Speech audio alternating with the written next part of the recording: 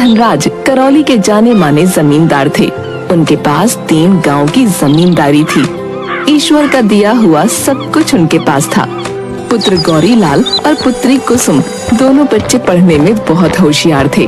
10-12 कमरे का आलीशान मकान, सभी सुख सुविधा पंडित जी के पास थी।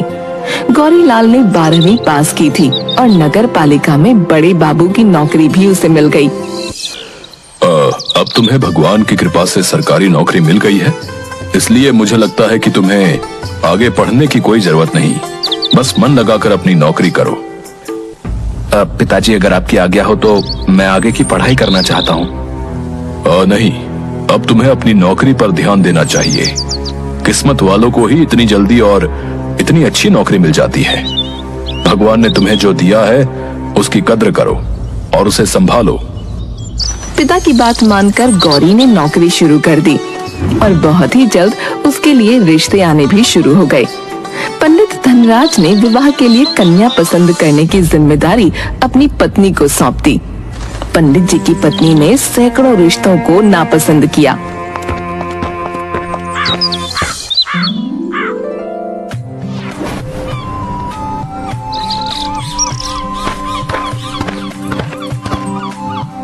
और अंत में मथुरा की लता उन्हें पसंद आ गई। अभी तुम्हें और कितनी लड़कियां देखनी है? तुम्हें तो कोई रिश्ता पसंद ही नहीं आ रहा। मुझे मथुरा वाला रिश्ता अच्छा लग रहा है। लड़की सुंदर है, संस्कारी है और मुझे पहली नजर में ही पसंद आ गई। बस आप चलकर इस रिश्ते को मोहर लगा दीजिए। अब धूमधाम के साथ लता और गौरीलाल की शादी हो गई और लता विदा होकर अपने ससुराल करौली जाती है। शादी की रात को महिलाएं लता को उसके कक्ष में छोड़ने जा रही होती हैं। तो अचानक लता का चेहरा सफेद पड़ जाता है और वो बेहोश होकर गिर जाती है। क्या हो गया बहू को अचानक? ये बेहोश कैसे हो गई? पता नहीं, अभी तो ठीक थी, अचानक से जोर जोर से कांपने लगी और उसका चेहरा तो देखो बिल्कुल सफेद पड़ गया। लता को अस्पताल में भर्ती किया जाता है।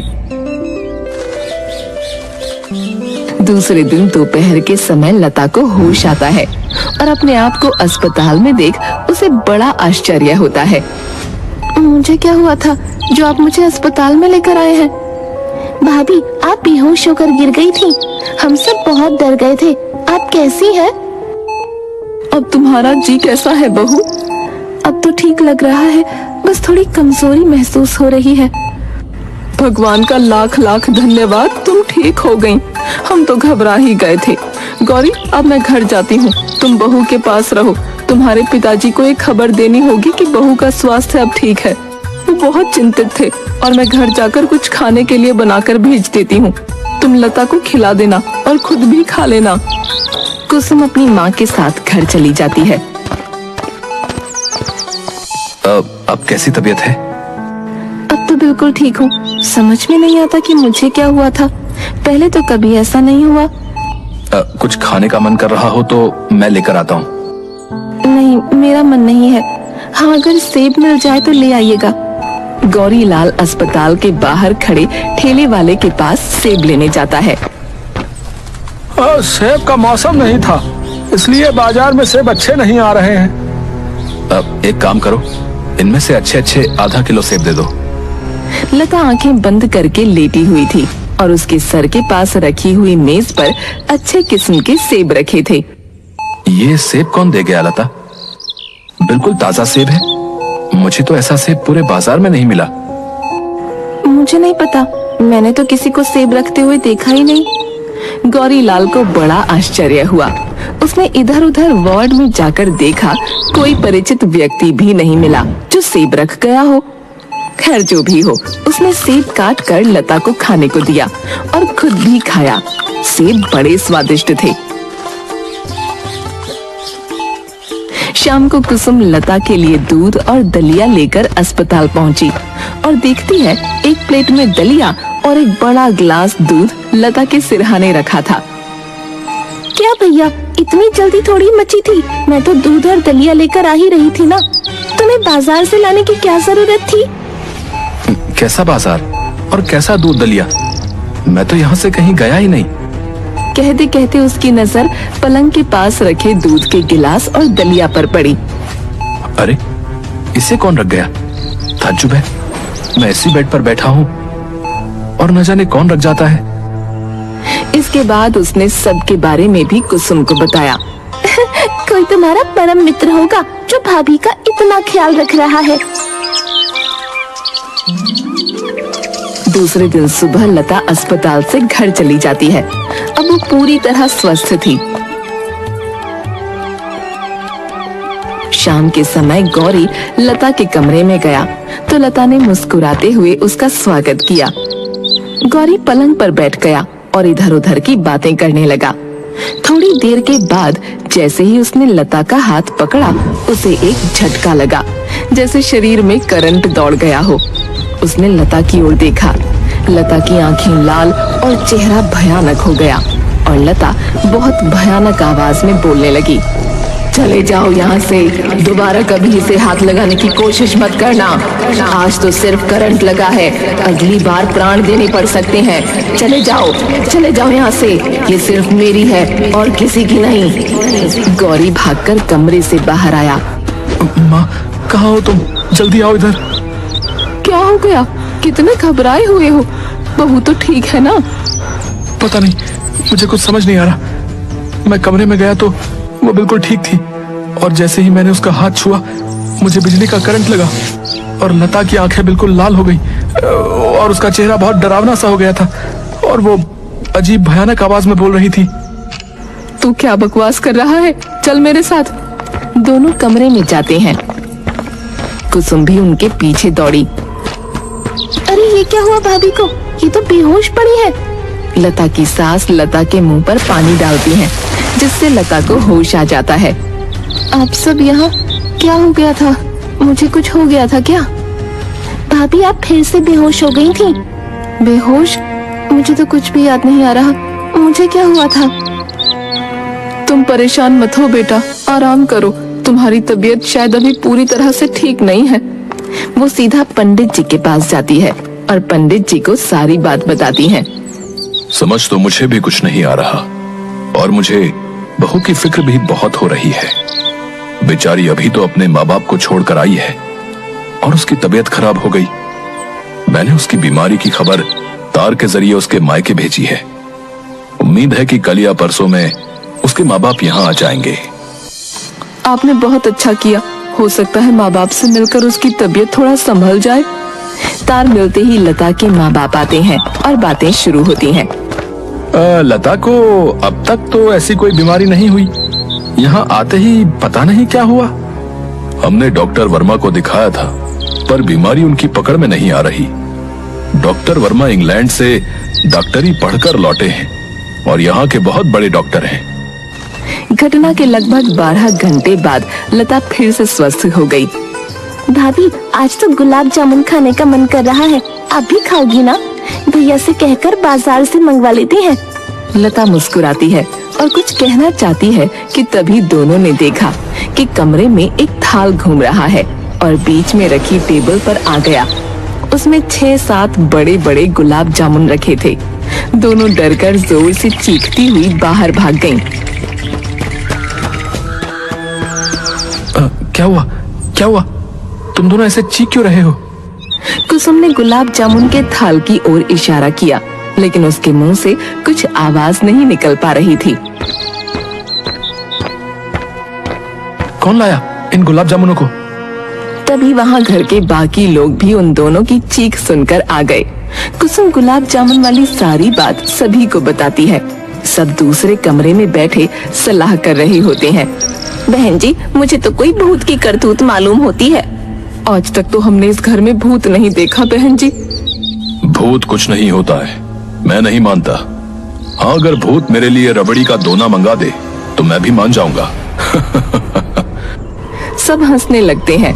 तभी कमरे का दरवाजा अपने आप खुलता है और रबड़ी के 5-6 दोने हवा में उड़ते हुए कमरे के अंदर आ जाते हैं और कमरे का चक्कर लगाकर वहाँ रखी मेज पर स्थिर हो जाते हैं। सबके चेहरे का रंग उड़ गया सभी लोग कमरे के बाहर निकल आए। सबको समझ आ गया कि ये बुरी आत्मा है और सब ये भी समझ चुके थे कि लता तभी बीमार होती है जब गौरी उसके कमरे में जाता है। गौरी ने लता के कमरे में जाना छोड़ दिया।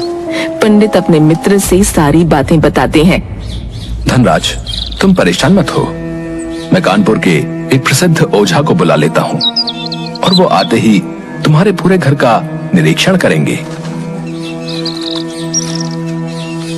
दूसरे दिन ओझा पंडित जी के घर पर आता है और पूरे घर का निरीक्षण करता है।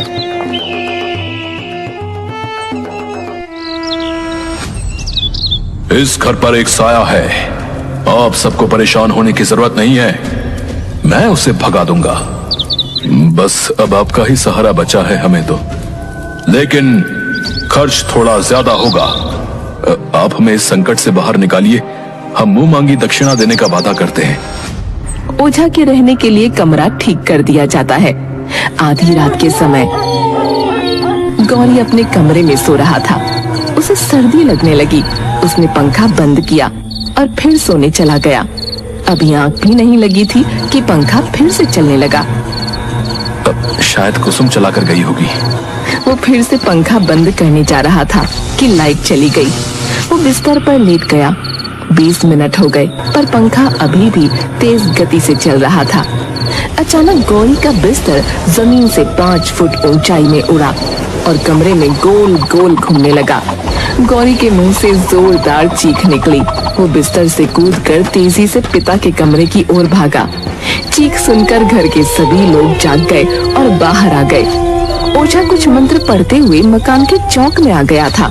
तभी बादल कड़कने की आवाज सुनाई दी और पानी के स्थान पर खून की बारिश होने लगी।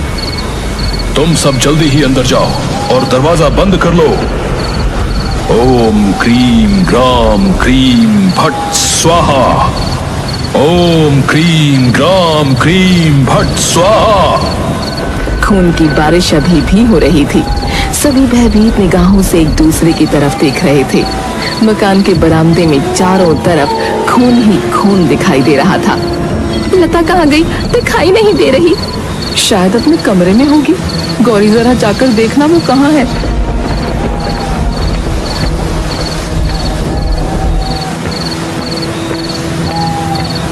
लता अपने कमरे में नहीं है। मैंने उसे रसोई घर, हॉल, ड्राइंग रूम, पूजा घर सब जगह ढूंढ लिया पर पता नहीं कहाँ चली गई।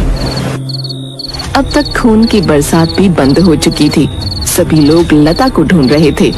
हवेली का दरवाजा अंदर से बंद था। कुंडी लगी थी। इससे ये तो निश्चित था कि लता हवेली के अंदर ही है।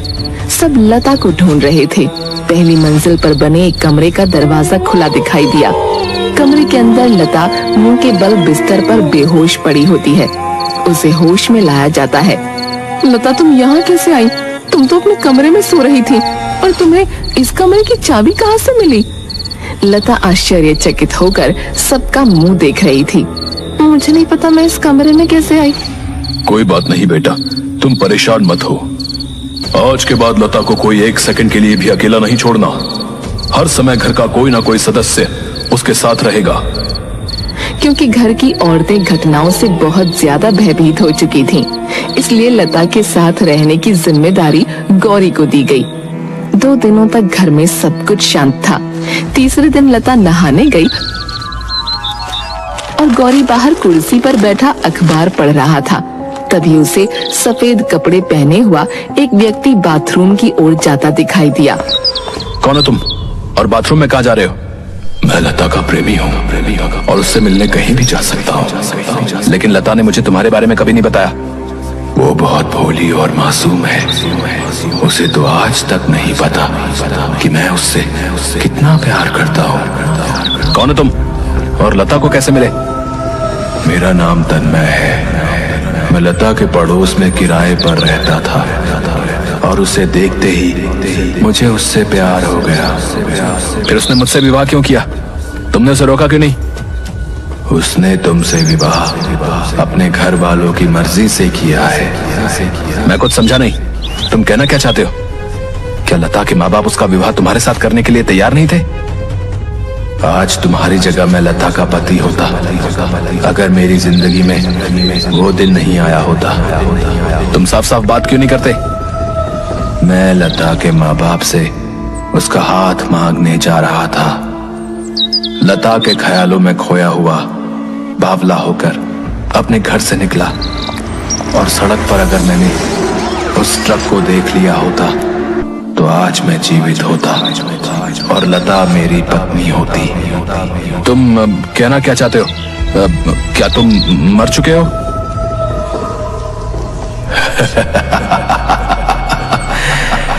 मैं मरकर भी जिंदा हूँ क्योंकि लता का प्रेम और उसका मासूम चेहरा मुझे मार कर भी मुक्ति नहीं लेने दे रहा और मैं उसे पाकर रहूंगा किसी भी कीमत पर। अगर तुम्हारी पत्नी होने से तुम्हें सारे हक मिल गए तो मैं भी लता के साथ विवाह करूंगा और उसका पति बनूंगा।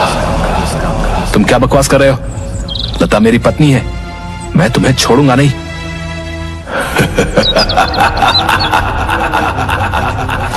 तुम मेरा कुछ नहीं बिगाड़ सकते। याद है ना मैंने तुम्हें कैसे धरती से उठाकर आसमान में घुमाया था? याद है या भूल गए? गौरी डर गया। आज से 3 दिन बाद दिवाली है और मैं दिवाली के दिन लता से विवाह करने के लिए बारात लेकर आऊंगा और तुम सबके सामने उससे विवाह करूंगा। इतना कहकर तन्मय वहाँ से गायब हो जाता है और गौरी वहीं पर बेहोश हो जाता है। लता बाथरूम से बाहर आती है और गौरी को बेहोश देखकर जोर से चीखती है। घर के सभी सदस्य वहाँ आ जाते हैं। गौरी होश में आता है और वो सारी बातें बताता है। ये तन्मय कौन है? लता, क्या तुम उसे जानती हो? नहीं माँ, मैं तन्मय नाम के किसी लड़के को नहीं जानती और मैंने कभी ये नाम पहले सुना भी नहीं है। हम सब ने ये नाम कभी नहीं सुना। पता नहीं तन्मय कौन है, कहाँ रहता है, हम उसके बारे में कुछ नहीं जानते। बहन जी, हमें अपनी बहू पर पूरा विश्वास है और हम इस मुश्किल से उसे बाहर निकाल कर ही रहेंगे। आप हम पर भरोसा रखिए। ये बड़ी ही सिद्धि और दुष्ट आत्मा है जो आपकी बहू लता के ऊपर फिदा है। परंतु आप सब फिक्र मत कीजिए, मैं कल एक अनुष्ठान करूंगा और उसके बाद इस सिद्धि आत्मा का खेल हमेशा के लिए खत्म हो जाएगा। बाबा, यदि आपको जरा भी संदेह हो तो आप किसी को अपनी सहायता के लिए बुला लीजिए। मुझे किसी प्रकार का कोई संदेह नहीं है और इस तरह की आत्माओं को भगाने के लिए मैंने अपने गुरु गंगाधर जी से उचित शिक्षा प्राप्त की है। विश्वास रखिए, मैं आपको इस मुश्किल से मुक्त करूंगा। दूसरे दिन सुबह अचानक से ओझा के कमरे से चिल्लाने की आवाज आने लगती है। सब दौड़कर ओझा के कमरे की ओर जाते हैं, जहां ओझा पंखे से उल्टा लटका हुआ था। उसके दोनों हाथ एक दूसरे से बंधे थे। छोड़ दो, मुझे छोड़ दो, मुझे माफ कर दो। मैं आज ही यहाँ से चला जाता हूँ और कभी लौट कर नहीं आऊंगा। तभी कोई ओझा को पंखे से घुमाकर जमीन पर फेंक देता है। गौरी उसे अस्पताल में भर्ती करा देता है। अब क्या होगा? अब हमें इस बुरी आत्मा से कौन बचाएगा? फिक्र मत करो, मैंने गंगाधर जी को लेने के लिए कल ही आदमी भेज दिया है। भगवान ने चाहा तो वो जल्द ही यहाँ आ जाएंगे। लेकिन उनका पता कैसे मालूम चला? मैंने कल ओझा से गुरुजी का पता पूछकर आदमी को उन्हें लेने भेज दिया था। दिवाली का दिन आ गया। सब बहुत ज्यादा परेशान होते हैं। पूरा दिन घर में शांति का माहौल था। शाम के वक्त आसपास के घरों में दिया बत्ती जलने लगी। तभी पंडित जी की हवेली के बाहर बाजे की आवाज सुनाई देती है। सब बरामदे की तरफ बढ़ते हैं। तभी हवेली का दरवाजा अपने आप खुलता है और बाजे की आवाज हवेली के अंदर जोरों से आने लगती है। पलक झपकते ही वहाँ बहुत सारे कंकाल सरकटे शरीर नाचने लगते हैं और तन्मय गौरी को दिखता है, जो दूल्हे के भेष में होता है।